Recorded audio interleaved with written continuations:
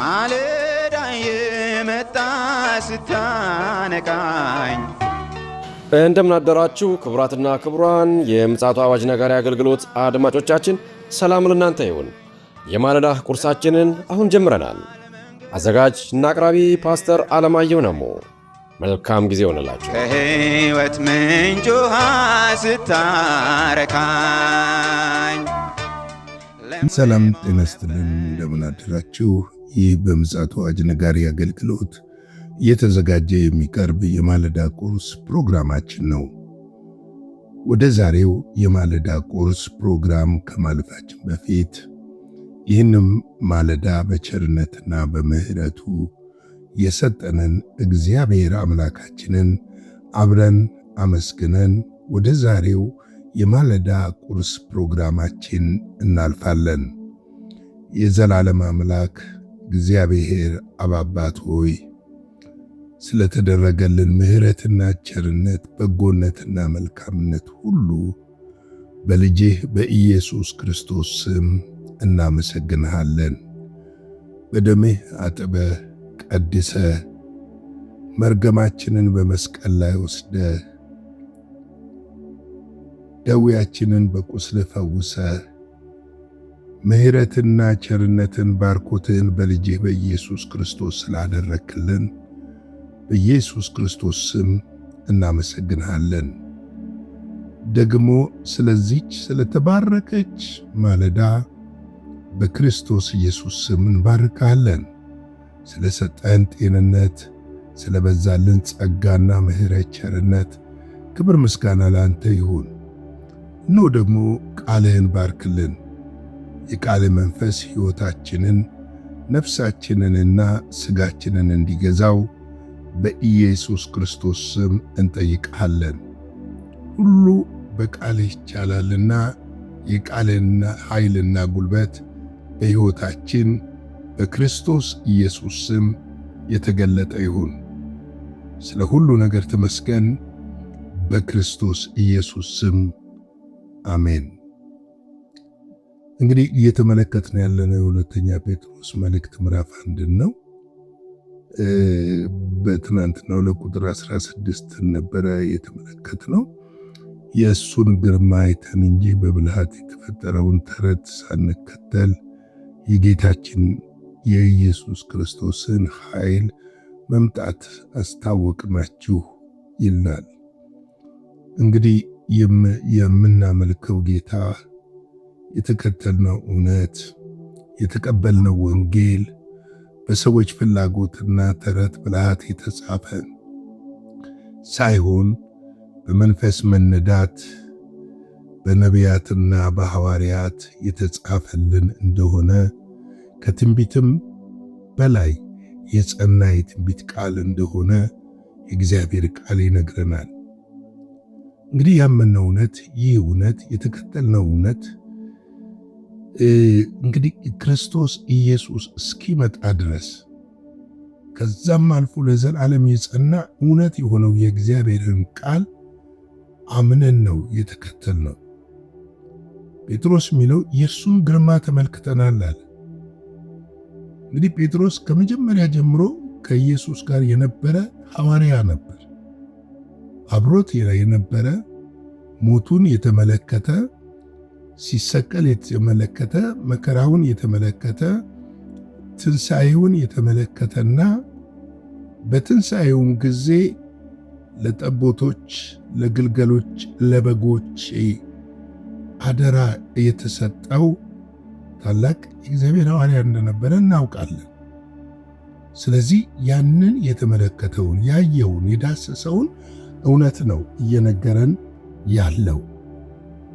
ለዚህ ነው በብልሃት የተፈጠረ ተረት ሳንከተል ይላል። ይህ ማለቱ እውነት እንደሆነ የምታውቁት በብልሃት የተፈጠረ ተረት አለ።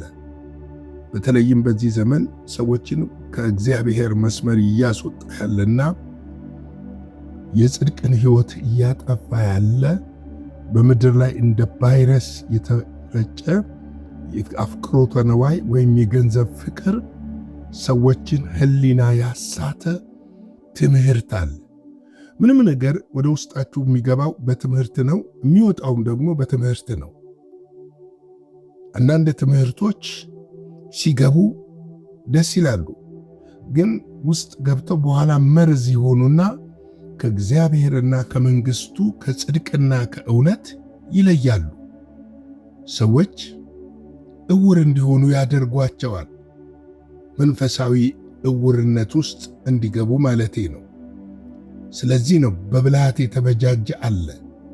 ሰይጣን ያዘጋጀው ወንጌል ያልሆነ ወንጌል የሚመስል እውነት ያልሆነ እውነት የሚመስል ተረት ተረት የሆነ ነገር ግን ብዙዎችን ወደ ጨለማ እየነዳ ያለ የስህተት ትምህርቶች በምድሪቱ ላይ እንዳሸናሉ። ብዙ ሰዎች አንድ ነገር ይተሳሳታሉ። በጌታ በኢየሱስ አይደል እንደሚያምነው ይላሉ። የትኛው ኢየሱስ?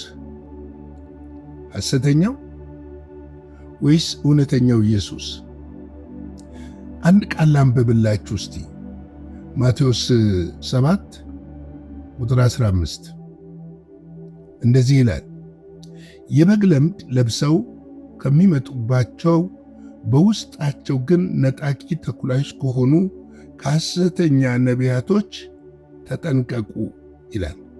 ምን መስለው?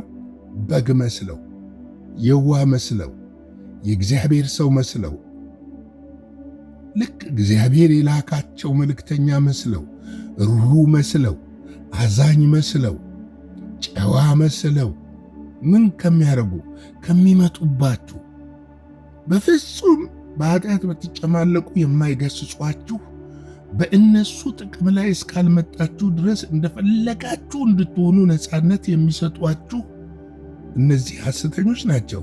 ለዚህ ነው ቁጥር 16 ላይ ከፍሬያቸው ታውቋቸዋላችሁ፣ ከሾህ ወይም ከኩርንችት በለስ ይለቀማልን ብሎ ኢየሱስ ክርስቶስ በግልጽ ያስተምረናል። እንግዲህ በብልሃት የተበጃጀ ለዚህ ነገር ላይ ቆየት ማለት የፈለኩበት ምክንያት ለትናንትና ሁለት ተካፍለናል። ምክንያቱም እጅግ አስፈላጊ ስለሆነ ነው።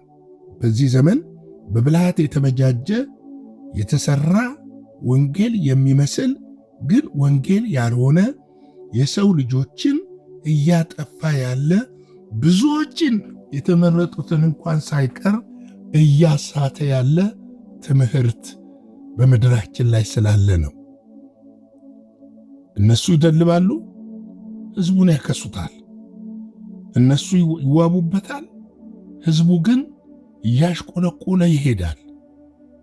ይህ ካጋንንት ነው። ኢየሱስ በተራቡ ጊዜ እንኳን ደቀ መዛሙርቶችን አይቶ የተከተሉትን አይቶ በተራቡ ጊዜ ምን እንዳለ ታውቃላችሁ? የሚበሉትን ስጧቸው ነው ያለው እንጂ እስቲ የሚበሉትን ከእነሱ ላይ አምጡ፣ ከእነሱ ላይ ሰብስቡ፣ ከእነሱ ላይ ውሰዱ አላለም። የሚበሉትን ምን አድርጓቸው? ስጧቸው። የለንም ሲሉ ልኬት እናመጣለን ሲሉ ተአምር አድርጎ ህዝቡን አበላ፣ ህዝቡን አጠገበ እንጂ ራሱን አላበላም፣ ራሱን አላጠገበም፣ ራሱን አይደለም የመገበው። ዛሬ ግን ራሳቸውን የሚመግቡ ህዝቡን የሚያስርቡ ራሳቸውን የሚያሽሞነሙኑ ህዝቡን የሚያጎሳቁሉ በተበጃጀ ተረት በሆነ ትምህርት የሰዎችን አእምሮ የሚያሳውሩ ብዙዎች እንደሆኑ መጽሐፍ ቅዱስ በግልጽ እየነገረን ያለው። ስለዚህ እኮ ነው ምን አድርጉ? ነጣቂ ተኩላዎች አሉ። ምን ይመስላሉ አለ? የበግ ለምድ የለበሱ ናቸው አለ። ምን ማለት ነው? በሌላ አባባል በግ ይመስላሉ፣ ድምፃቸው መልካም ይመስላሉ፣ ነገር ግን አይደለም፣ በጎች አይደሉም። ምኖች ናቸው? ተኩላዎች ናቸው። ተኩላዎች ስለዚህ ነው ከነዚህ በእጅጉ ልንጠነቀቅ የሚያስፈልገን። በእጅጉ ከእነዚህ ሕይወታችንን ልንጠብቅ የሚያስፈልገን፣ ከእነዚህ በብዙ ርቀት ልንሸሽ የሚያስፈልገን። ለዚህ ነው ጢሞቴዎስን ጳውሎስ ሚለውናል፣ ለራስህና ለትምህርትህ ተጠንቀቅ ይለዋል። እንዴት ነው ለራሱና ለትምህርቱ የሚጠነቀቅ? ምክንያቱም በመጨረሻ ዘመን አሳቾች በምድር ላይ ስላሉ ተጠንቀቅ ብሎ ይመክረዋል፣ እንዲጠነቀቅ ይነግረዋል። እኔም ዛሬ እንደ እግዚአብሔር ሰው እባካችሁ ወንድሞቼና እህቶቼ ተጠንቀቁ እላለሁ። አንደኛ ጢሞቴዎስ ምዕራፍ 4 ቁጥር 7 ላይ እንደዚህ ይለዋል፣ ነገር ግን ለዚህ ዓለም ከሚመች የአሮጊቶችና ሴቶች ጨዋታ ከሚመስል ተረት ራቅ። እግዚአብሔርን ለመምሰል ግን ራስህን አስለምድ። ሰውነቱን ለሥጋዊ ነገር ማስለመድ ለጥቂት ይጠቅማልና እግዚአብሔርን መምሰል ግን የአሁኑን የሚመጣውን ሕይወት ተስፋ ስላለው ለነገሮች ሁሉ ይጠቅማል። ይህ ቃል የታመነ ከሁሉም እንዲቀበሉት የተገባ ነው ይላል። እንግዲህ ራስህን እግዚአብሔርን መምሰል ራቅ። ለዚህ ነው ጴጥሮስ በተረት በብልሃት የተበጃጀ ወንጌል አይደለም፣ ያየነውን የሰማነውን። የአንደኛ ዮሐንስ ምዕራፍ 1 ላይ እኔ በጣም የሚገርመኝ ቃል ነው። ቃል ብዙ ጊዜ ብዙ ቦታዎች ላይ አስተምሬዋለሁ እና በጣም ይገርመኛል። ምክንያቱም እነዚህ ሰዎች የሚሉትን እንመልከተው። በብልሃት የተበጃጀ ወንጌል እንዳልሆነ፣ ወንጌላችን ሕይወት ያለው ኃይል ያለው ጉልበት ያለው የሚሰራ ሁለት አፍ ካለው ሰይፍ ይልቅ የተሳለ ቅልጥምን፣ ጅማትን፣ ነፍስን፣ መንፈስን እስኪ ለይ ድረስ የመስራት ጉልበት ያለው ሕያው ወንጌል እንደሆነ ልናውቅ ያስፈልጋል። እንግዲህ አንደኛ ዮሐንስ ምዕራፍ 1 ላይ ምን ይላል? ስለ ሕይወት ቃል ከመጀመሪያ የነበረውን የሰማነውን በዓይናችንም ያየነውን የተመለከትነውን እጃችንም የዳሰሱትን ምን እናደርጋለን? እናወራለን። የምናወራላችሁ ያየነውን ነው። የምናወራላችሁ የሰማነውን ነው። የምናወራላችሁ በእጃችን የዳሰስነውን እንጂ በሰዎች ተረት ብልሃት የተበጀ ወንጌል አይደለም። የወንጌላችን ሙታንን የሚያስነሳ፣ ደዌያንን የሚፈውስ፣ እስረኛን የሚፈታ ሕያው የሆነ የእግዚአብሔር ቃል ነው። ይህንን እውነት ነው የምንነግራችሁ ብሎ ይናገራል። ወገኖቼ ወንጌላችን ይሄ ነው። ዛሬ በብልሃት የተበጃጀ ወንጌል እንደ አሸን ፈሶላችኋል። ኑ ይላችኋል። እኔ ያውቅላችኋለሁ ይላል። እግዚአብሔር እኮ ያውቅላችኋል አይደለም። መፍትሄ እኔ ጋ አለ። እኔ ጋር ስትመጡ ነው የምትፈቱት። ወገኔ ኢየሱስ ውስጥህ ነው ያለው። ክርስቶስ ውስጣችሁ ነው ያለው። ክርስቶስን ደጅ አትፈልጉት። እኔ እስከ ዓለም ፍጻሜ ከእናንተ ጋር ነኝ እንዳለ እንደ ቃሉ ከእናንተ ጋር አለ። ጎረቤት አትፈልገው፣ የሆነ ቦታ አትፈልገው። ውስጥ አለ ኢየሱስ። አንተ ጋር ነው ያለው ኢየሱስ። ያንን ኢየሱስ በርከክ ብለህ ዌልካም በለው፣ ና በለው፣ ጋብዘው ወደ ቤትህ፣ ጋብዘው ወደ ሕይወትህ። አንተው ጋር ስላለ እጅህን ዘርግ፣ አንሳው እጅህንና ጥራው፣ ጠይቀው። መፍትሄ ያን ጊዜ አለ። ክብር ለኢየሱስ ይሁን። እንግዲህ የዛሬ የማለዳ ቁርሴን በዚህ ላይ ገታለሁ። ላይክ፣ ሼር፣ ሰብስክራይብ እያደረጋችሁ ይህ መልእክትን ሁሉም እንዲዳረስ እንድታደርጉ በጌታ ፍቅር እጠይቃችኋለሁ። አጭር ጸሎት ጸልየን እንጨርስ። የዘላለም አምላክ እግዚአብሔር ሆይ በጌታ በኢየሱስ ክርስቶስ ስም ስለዚህ ማለዳ ስለ ምሕረትህ፣ ስለ ቸርነትህ፣ ስለ በጎነትህ፣ ስለ መልካምነትህ እናመሰግናለን። ክብር ከዘላለም እስከ ዘላለም ላንተ ይሁን።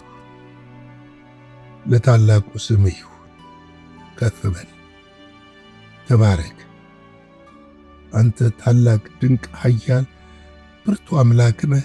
እናመሰግናለን። እግዚአብሔር ሆይ ወገኖቼን እኔንም ባሪያን ይህንም ሚዲያ የሚከታተሉትን ሁሉ እንድትረዳቸው፣ በእጅ እንድታስሳቸው፣ ቁስላቸውን እንድትፈውስ፣ ስብራታቸው እንድትጠግናቸው፣ ያንተ እጅ እንድትረዳቸው በኢየሱስ ክርስቶስ ስም እጠይቃለሁ። ስለ ሁሉ ነገር ተባረክ፣ ክብሩን ውሰድ። በኢየሱስ ጌታ ድንቅ ስም አሜን።